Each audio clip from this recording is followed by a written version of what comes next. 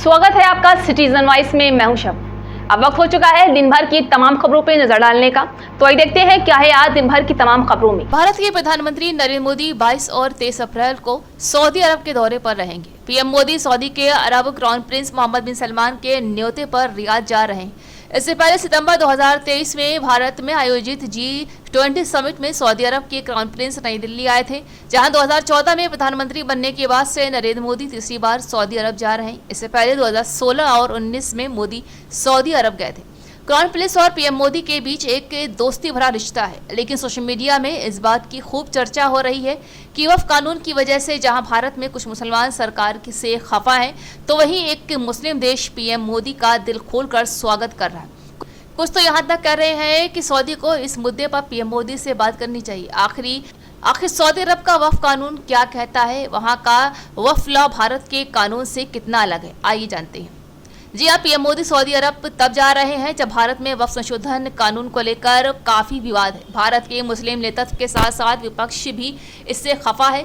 कई राज्यों में इसके खिलाफ विरोध प्रदर्शन भी हो रहे हैं। पश्चिम बंगाल के मुर्शिदाबाद में तो वक्फ संशोधन कानून के खिलाफ हुए प्रदर्शन में 3 लोगों की मौत हुई थी, जहां वक्फ संशोधन बिल को संसद में इसी महीने 4 अप्रैल को पास किया गया था। पास होने के बाद ये कानून बन गया है और 1995 के वक्फ एक्ट में कई तरह के बदलाव किए गए। अब वक्फ की संपत्तियों में केंद्र सरकार की भूमिका बढ़ गई है। इस्लामिक कानून के मुताबिक वक्फ उन संपत्तियों को कहा जाता है जो खास तौर पर धार्मिक और परोपकार के मदद के लिए मकसद से की जाती है। अब यहाँ सवाल ये उठता है कि क्या क्राउन प्रिंस से वक्फ पर भी बात होगी? जी हाँ, केंद्र सरकार अब CAG या किसी अन्य अधिकारी को वक्फ के खातों की जांच का आदेश दे सकती है। सबसे ज़्यादा चिंता इस बात पर जताई जा रही है कि वक्फ बोर्ड की ताकत को कम कर जिले के DM को यह अधिकार दे दिया है कि विवादित ज़मीन वक्फ की है या नहीं, वही तय करेगा। प्रधानमंत्री मोदी ऐसे वक्त में उस देश का दौरा कर रहे हैं जो दुनिया भर के मुसलमानों के लिए खास है। सऊदी अरब में ही मक्का और मदीने की पवित्र मस्जिदें हैं। मक्का पैगंबर मोहम्मद साहब का जन्मस्थल है, ऐसे में ये दुनिया भर के मुसलमानों के लिए खास हो जाता है। तो आइए अब आपको बताते हैं कि भारत और सऊदी के कानून में क्या समानताएं हैं और क्या विरोध। सबसे पहले जानिए, दोनों देशों में वक्फ कानून का मकसद एक ही है। वक्फ संपत्तियों का मुख्य उद्देश्य मस्जिद, कब्रिस्तान, मदरसा आदि धार्मिक या समाज सेवा के कामों में उपयोग करना है। दोनों देशों के कानून वक्फ संपत्तियों की खरीद, बिक्री या गैर धार्मिक उपयोग पर रोक लगाते हैं। दोनों देशों में वक्फ संपत्तियों का मैनेजमेंट सरकार की ओर से बनाई गई एक बॉडी या निकाय ही करता है, लेकिन सऊदी अरब का वक्फ कानून शरिया से कंट्रोल होता है। सऊदी अरब में मिनिस्ट्री ऑफ इस्लामिक अफेयर्स और स्थानीय वक्फ एजेंसियां इसका मैनेजमेंट करती हैं। भारत में जहां वक्फ ट्रिब्यूनल और सिविल कोर्ट है, तो वहीं सऊदी अरब में शरिया कोर्ट है जो इससे जुड़े मकसद सुनती है।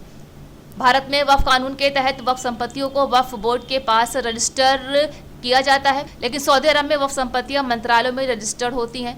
वहां इसका पूरा डेटा होता है और हर एक ज़मीन का कागज़ उसी तरह होता है जैसे भारत में किसी भी अन्य ज़मीन का रजिस्ट्रेशन होता है। सऊदी अरब में वक्फ प्रबंधन इस्लामिक शरीयत के सिद्धांतों पर आधारित है। इसका प्रबंध सऊदी वक्फ धार्मिक कार्य और धार्मिक मामलों का मंत्रालय करता है। वक्फ कानून वक्फ करने के बाद संपत्ति का क्या होगा, इसका संरक्षण कौन करेगा और इसका उपयोग कहाँ होगा, ये सब कुछ मंत्रालय तय करता है। सऊदी अरब के वक्फ मंत्रालय का इस कमेटी का पूरा कंट्रोल होता है। सभी वक्फ संपत्तियों का रिकॉर्ड और उसका कहां कहां उपयोग हो रहा है, उसकी जानकारी मंत्रालय के पास होती है।